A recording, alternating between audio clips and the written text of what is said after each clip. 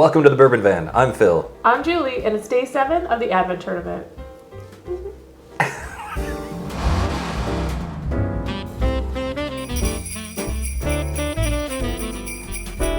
Day 6 was delicious. What's in store for us today? Today we are closing the loop on round 1 of bracket 3. There. I poured them. Yeah. We're starting with Knob Creek Rye at number 11, and we're putting it up against 1792. This is a single barrel store pick from Total Wine up in Washington State. Stick around for matchup 2, which is going to be some Senseless Heaven Hill on Heaven Hill Violence. Let's get started with our rye for bracket 3 and this single barrel right now. Should be pretty different. I didn't expect these to be anything alike. So the color on these, pretty similar. The noses, right off the bat, are very different. Very different. I honestly don't think that this matchup is going to take very long, personally. No, I'm getting a little bit of a sweeter nose on the second glass on the left. Yeah, I'm getting butterscotch on the left. I'm getting peanuts on the right. Oh, cinnamon right off the bat. Glass number 1. Yeah, cinnamon and peanuts. There's a nice spice here, a minty spice, and it reminds me a little bit of a visit to the dentist office, but like a good visit. Oh, that's good. Yeah, where they're just like, you did great, kid. And you're like... And then they give you a sucker to... Right, yeah, they put the sugar directly back in your mouth. Yeah. You've obviously been flossing. Glass 1 has some dryness, has some spice, has the peanuts. Let's move on to glass 2. Have you already had glass 2? Oh yeah, I've been going back and forth already. Oh, glass 2 just smells like so much sweetness now. In my opinion, a higher proof, though I've said this a couple videos now and have been wrong, so... I actually think that glass 2 is lower proof. What? What are our proof points on these? The Knob Creek Rye is 100 proof. The single barrel is 98.6 proof. So pretty similar. Even though I just said one was hotter, so I guess that doesn't really make sense. Yeah, I don't know. I just get so much fruit-forward sweetness, like maybe something like a candied fruit. Oh goodness, I thought this was going to be pretty easy, but they're both really good. I feel like I need to be more objective. They are both good. Glass 1 gives itself away. I think glass 1 is a really nice drink, but if I'm going to sit down with a tall glass or 2 of something, glass 2 for me is the easy choice. So you're going with glass number 2 to move forward? Yeah, I guess I just kind of came out with it. It's glass 2 for me.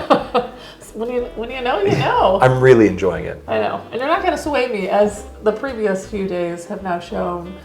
Even when you can't be talked out of anything. Even when I want to be swayed, I still don't get swayed.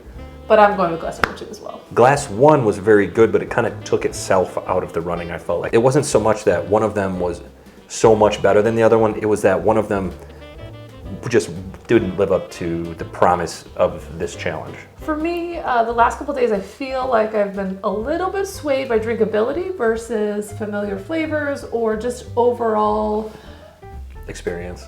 Yeah.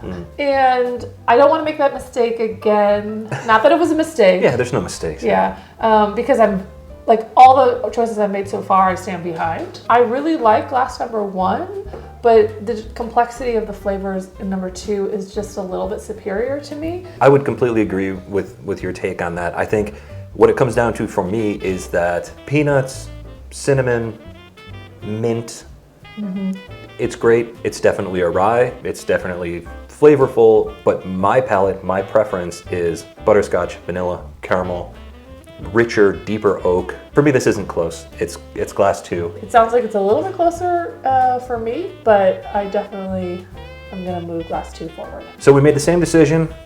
Glass A for me.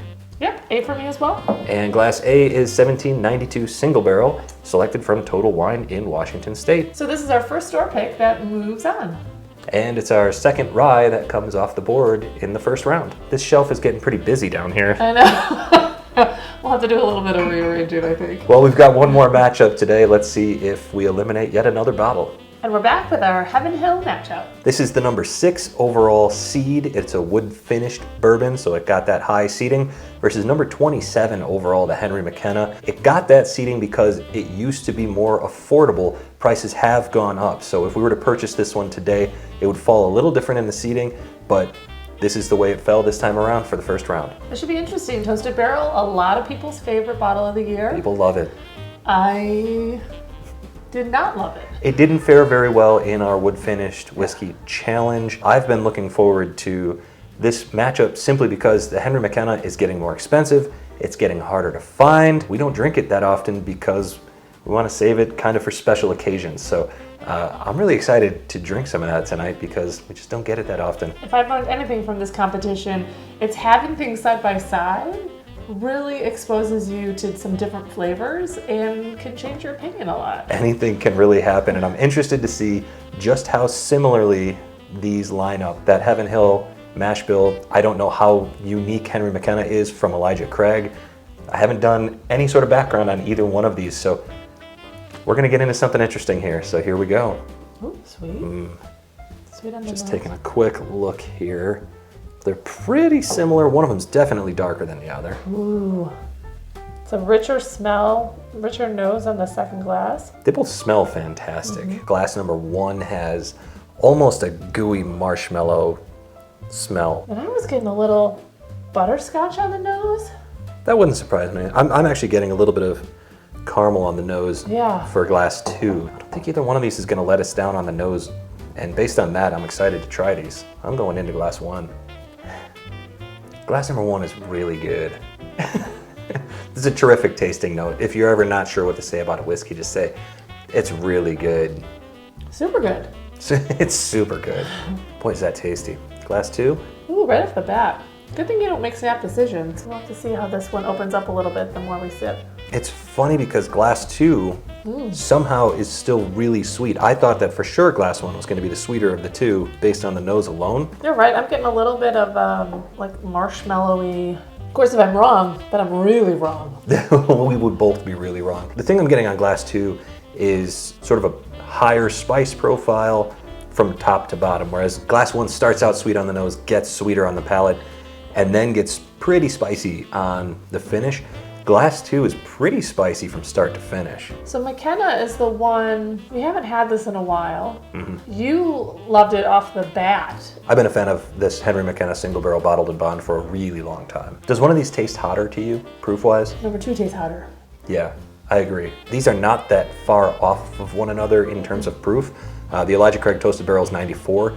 McKenna is a bottled in bond product, so of course it's 100 proof. Both being Heaven Hill, I would assume that they would have a similar spicy kick on the finish, but one of them is definitely heavier spice, and I think it's glass 2. Glass 2 for sure, heavier spice, almost like a rye. I would assume that they both have plenty of rye in the mash bill. They are both well balanced. I would be lying if I said that I wasn't fairly sure which one was which. And I thought that this was going to be, I thought this was going to be a pretty easy decision, but one of them is swinging way above its weight class here. I also thought this was going to be really easy, only from a recollection standpoint about having both of them in the past. Neither one of them is my favorite, but I am surprised today by which one I like better, which probably is a tip off of where I'm going. I actually have no idea where you're going, and I kind of want to keep going with these to see if these flavors continue to evolve. The Henry McKenna is a single barrel product that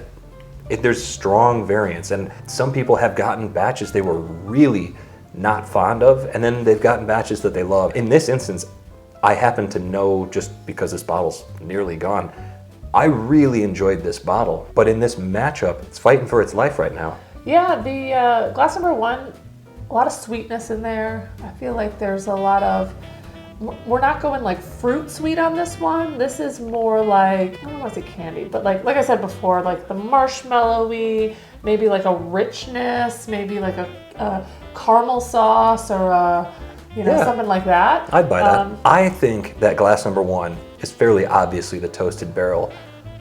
If that's the case, Woo! Sorry, got a little heat there. if glass number 1 is indeed the toasted barrel, do you think it's possible that this glass was simply at a disadvantage because it was the one that was truly well balanced and everything else was just super, super sweet? I don't know. It was tough competition in there.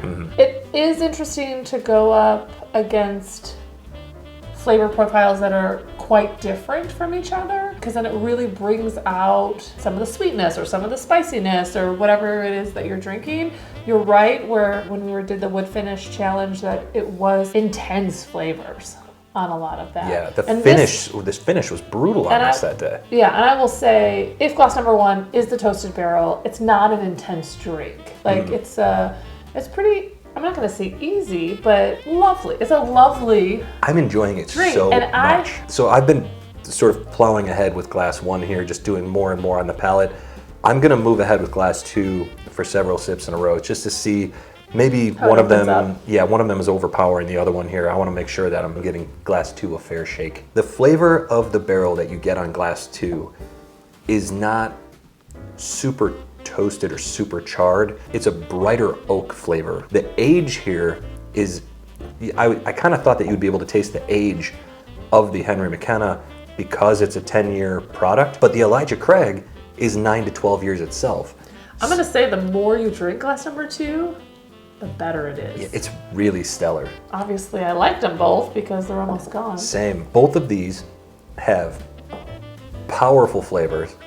Both of them are strong contenders here in this Got a little challenge. brown sugar now on number 1. Oh, not surprised. Sorry, by I that. didn't mean to interrupt. And I'm completely derailed because these are both really, really good. I think we may split on this one. It wouldn't be bracket 3 if we weren't completely splitting them.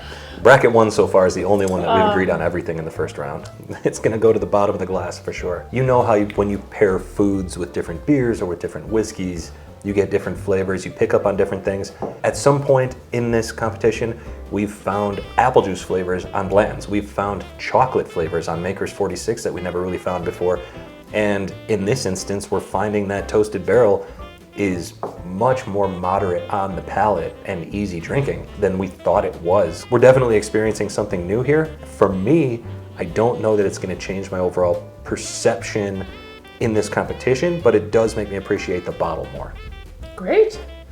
You ready? I've made a decision. I'm ready. I think I'm ready too. I do feel a little conflicted. I don't feel 100% on this one.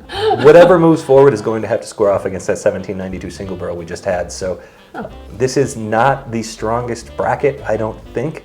Who are you going with? I'm gonna go with glass number 1. Wow. And I know. I'm going with glass 2. And that's not a surprise to me. If glass number 1 is the toasted barrel and glass number 2 is the McKenna, only because you really do like McKenna, and I never really. I just didn't expect this to be so close. I'm not surprised you're going with the Elijah Craig. It's a little bit sweeter. You love the sweetness. This is a 60-40, like you said. It's not 100%. Let's see who we got. All right, so the first glass is B. So B, I think, is toasted barrel, and that's what you went with. Yep. So let's have a look.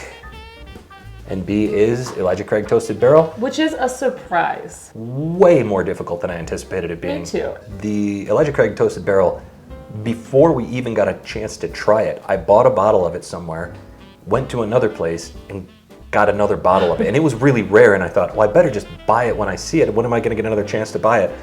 And then after I tried it, I went, oh man, now I'm stuck with 2 bottles of this stuff. I'm not as disappointed now. I'm actually pretty stoked about it because it has totally grown on me. And that means you're moving forward the McKenna. So we split today. We'll see where they land after the next matchup. It'll be interesting to see if any of these survives to round 3. For now, that is the end of day 7. That means only one more, right? One more matchup in, We have our first round. Day 8 is the end of round 1. Tomorrow, it's gonna be an interesting day. So from wherever we are, To wherever you are. cheers. Cheers. There's nothing left in any Yeah, of my that glasses. one either. Neither one. Yeah, because I couldn't make a decision.